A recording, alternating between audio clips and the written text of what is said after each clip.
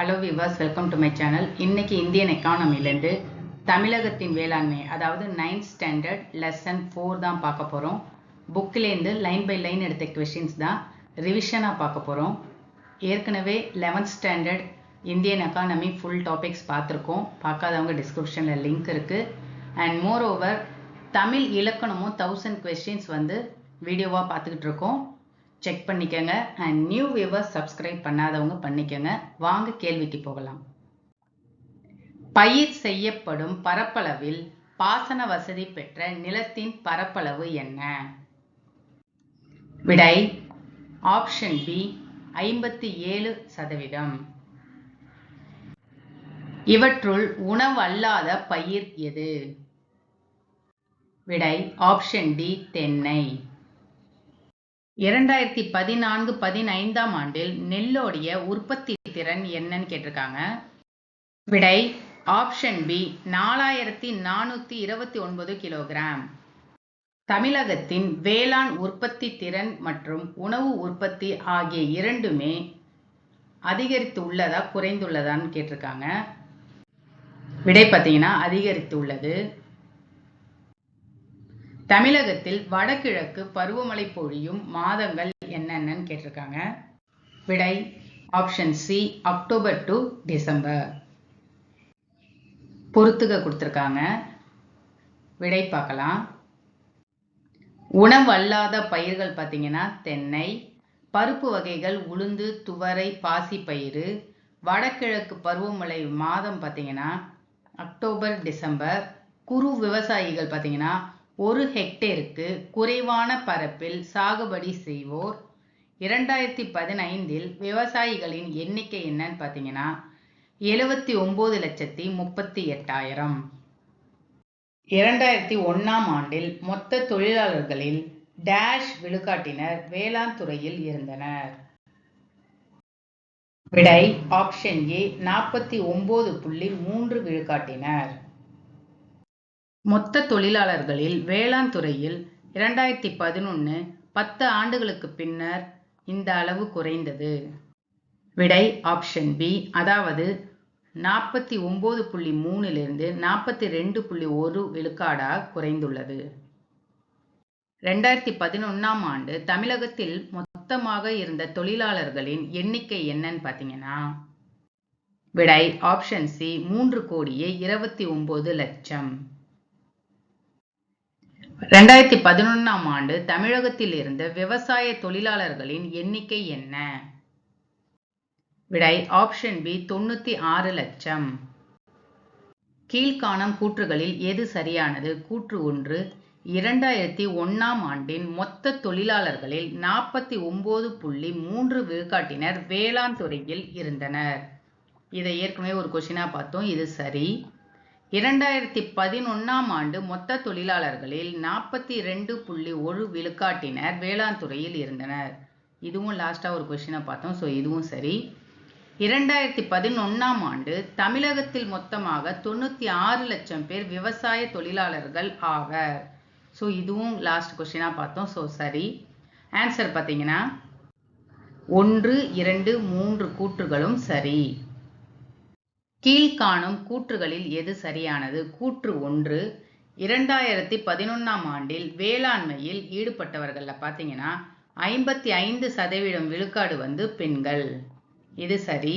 கூற்று 2, 2011 ஆண்டில் வேளாண்மையில் ஈடுபட்டவர்கள் பார்த்தீங்கன்னா 35.3% விழுக்காடு ஆண்கள். இதுவும் சரி. ஸோ விடை ஆப்ஷன் சி கூற்று 1, 2ம் சரி. தமிழகத்தில் சாகுபடி செய்யப்படும் பரப்பளவு 64.88 லட்சம் ஹெக்டேர்கள் என்பதிலிருந்து டேஷ் ஹெக்டேர்களாக குறைந்து போனது. விடை ஆப்ஷன் பி 59.71 லட்சம்.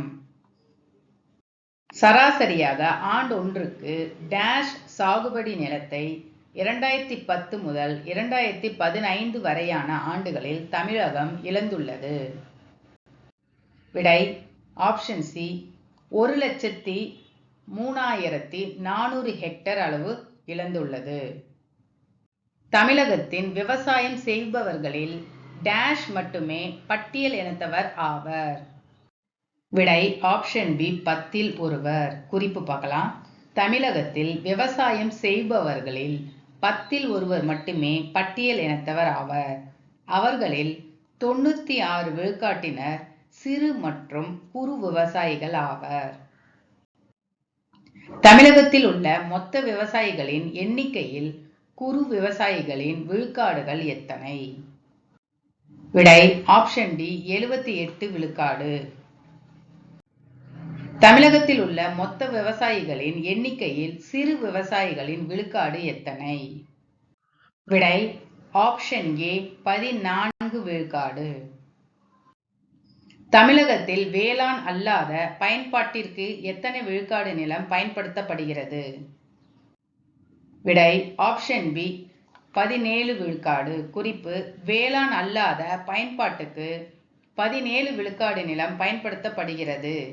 ஏறத்தாழ இதே அளவு நிலம் 2125,000 ஹெக்டேர்கள் காடுகளாக உள்ளன. பொறுத்துக கொடுத்திருக்காங்க. விடை பார்க்கலாம். விடை ஆப்ஷன் ஏ, அதாவது சிறு விவசாயி சாகுபடி பார்த்தீங்கன்னா 14 விழுக்காடு, குறு விவசாயி சாகுபடி 36 விழுக்காடு, வேளாண் அல்லாத பயன்பாடு 17 விழுக்காடு, மேய்ச்சல் நிலங்கள் பார்த்தீங்கன்னா 5 விழுக்காடு. தமிழகத்தின் மொத்த புவியியல் பரப்பின் அளவு கீழ்கண்டவற்றுள் எதுன்னு கேட்டிருக்காங்க. விடை ஆப்ஷன் ஏ, அதாவது 1,30,33,000 ஹெக்டேர். குறிப்பு தமிழகத்தின் மொத்த புவியியல் பரப்பு 1,30,33,000 ஹெக்டேர் ஆகும். இப்பரப்பில் ஏறத்தாழ 1/3 நிலப்பரப்பு மட்டுமே பயிர் செய்ய பயன்படுத்தப்படுகிறது. ஒரு ஆண்டுக்கு ஒரு முறைக்கு மேல் பயிர் செய்யும் வாய்ப்பை வழங்கும் நிலப்பரப்பின் அளவு எவ்வளவாக இருந்தது? விடை ஆப்ஷன் ஏ 9 லட்சம் ஹெக்டேர்கள். 2012-13 ஆண்டில் மொத்தமாக பயிரிடப்பட்ட நிலப்பரப்பில் ஏறத்தாழ டேஷ் பரப்பளவில் உணவு பயிர்கள் பயிரிடப்பட்டன. விடை ஆப்ஷன் பி 72 விழுக்காடு. தமிழகத்தில் உள்ள வாய்க்கால்களின் எண்ணிக்கை என்ன? விடை ஆப்ஷன் ஏ 2239. இந்த கவுண்ட் எல்லாமே சமச்சீர் புக்கில் இருக்கிற கவுண்ட் பேஸ் பண்ணி கொடுத்துருக்கு. கரண்ட் இயர் பேஸ் பண்ணி எந்த கவுண்ட்டுமே கொடுக்கல. அடுத்தது ஒரு பொறுத்துக வாய்க்கால், ஏரிகள், கிணறுகளுடைய கவுண்ட் பற்றி தான் பார்க்க போகிறோம். இதுவும் புக்கில் உள்ள கவுண்ட் பேஸ் பண்ணி தான் கொடுத்துருக்கு. விடை ஆப்ஷன் ஏ. தமிழகத்தில் வாய்க்கால்களின் எண்ணிக்கை பார்த்தீங்கன்னா 2239. தமிழகத்தின் பெரிய ஏரிகள் பார்த்தீங்கன்னா 33,142. தமிழகத்தின் சிறிய ஏரிகள் பார்த்தீங்கன்னா 7,985. திறந்த வெளி கிணறுகள் பாருங்க 15 லட்சம். பாசன வசதி பெறும் நிலத்தின் அளவை பொறுத்துக. விடை ஆப்ஷன் ஏ. ஏரி பாசனம் 3.68 லட்சம் ஹெக்டேர் நிலங்கள். வாய்க்கால் பாசனம் 6.68 லட்சம் ஹெக்டேர் நிலங்கள். ஆழ்துணை கிணறு பாசனம் 4.93 லட்சம் ஹெக்டேர் நிலங்கள். திறந்தவெளி கிணறு பாசனம் பார்த்தீங்கன்னா 11.91 லட்சம் ஹெக்டேர் நிலங்கள். தமிழகத்தில் எத்தனை ஒன்றியங்கள் அளவுக்கு அதிகமாக நிலத்தடி நீரை பயன்படுத்துகின்றன? விடை ஆப்ஷன் ஏ 139 ஒன்றியங்கள். தென் இந்தியாவின் 3வது பெரிய ஆறு எது? விடை ஆப்ஷன் சி காவிரி ஆறு. 765 கிலோமீட்டர் நீளம். மறைநீர் என்னும் பதம் எந்த ஆண்டு டோனி ஆலன் என்பவரால் அறிமுகப்படுத்தப்பட்டது? விடை ஆப்ஷன் ஏ 1990 ஆண்டு டோனி ஆலன் என்பவரால் மறைநீர் அறிமுகப்படுத்தப்பட்டது. உலக அளவில் டேஷ் மிகப்பெரிய மறைநீர் ஏற்றுமதியாளராக இந்தியா விளங்குகிறது. விடை ஆப்ஷன் சி, 5வது மிகப்பெரிய மறைநீர் ஏற்றுமதியாளராக இந்தியா விளங்குகிறது. விவசாயம் அல்லது தொழிற்சாலை உற்பத்தியின் போது நுகரப்படும் நீர் எதுன்னு கேட்டிருக்காங்க. விடை ஆப்ஷன் ஏ, மறைநீர், அதாவது விர்ச்சுவல் வாட்டர். 2014-15ஆம் ஆண்டில் தமிழகத்தில் பயிரிடப்பட்ட பயிர்களின் பெர்சன்டேஜ் பொறுத்துகன்னு கொடுத்துருக்காங்க. அதாவது மேட்ச் த ஃபாலோயிங்காக கொடுத்துருக்காங்க. விடை ஆப்ஷன் ஏ, உணவு பயிர்கள் சாகுபடி பாருங்க 12 விழுக்காடு, சோளம் சாகுபடி 7 விழுக்காடு, சிறுதானியம் சாகுபடி 6 விழுக்காடு, நெல் சாகுபடி 30 விழுக்காடு. இதில் பருப்பு வகைகளில் அதிகமாக பயிரிடப்படுவது எது? விடை ஆப்ஷன் சி, உளுந்து.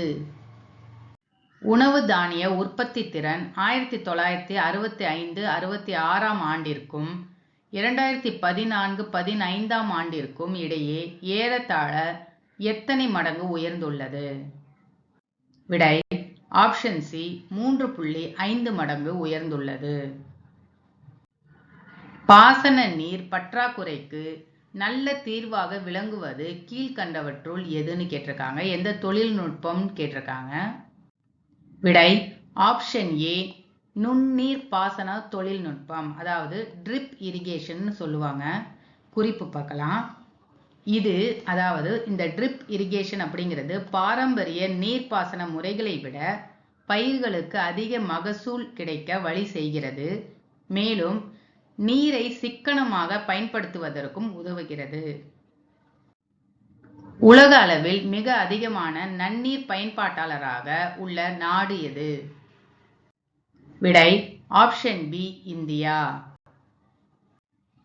தமிழக மக்களில் பெரும்பான்மையினர் டேஷ் தொழிலையே சார்ந்திருக்கின்றனர். விடை வேளாண் தொழிலையே சார்ந்திருக்கின்றனர்.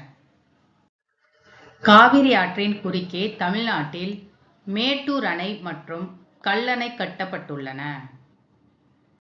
பாசனத்திற்கான நீர் ஆதாரங்கள் பாருங்க. அதாவது பாசன பரப்பு, கிணறுகள் 62%, வாய்க்கால்கள் 24%, ஏரிகள் 14%.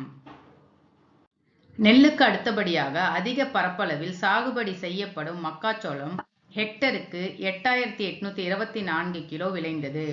இதுல கேள்வி எப்படி வரும்னா, நெல்லுக்கு அடுத்தபடியாக அதிக அளவில் சாகுபடி செய்யப்படும் பயிர் எதுன்னு கேட்பாங்க. ஸோ மக்காச்சோளம். தமிழகத்திற்கு பெரும் நீர் ஆதாரமாக இருப்பது டேஷ் பருவமழையாகும். தமிழகத்திற்கு பெரும் நீர் ஆதாரமாக இருப்பது வடகிழக்கு பருவமழை. கண்டென்ட் ஃபுல்லாக யூஸ்ஃபுல்லாக இருந்திருக்கும்னு நினைக்கிறேன். நெக்ஸ்ட் அப்கமிங் வீடியோவில் இந்தியன் எக்கானமிலேருந்து வேற ஒரு இம்பார்ட்டன்ட் டாபிக் பார்க்கலாம். பிடிச்சிருந்தால் லைக் பண்ணி சப்ஸ்கிரைப் பண்ணி உங்கள் ஃப்ரெண்ட்ஸுக்கும் ஷேர் பண்ணுங்கள். ரிவிஷனுக்கு யூஸ்ஃபுல்லாக இருக்கும். தேங்க்யூ.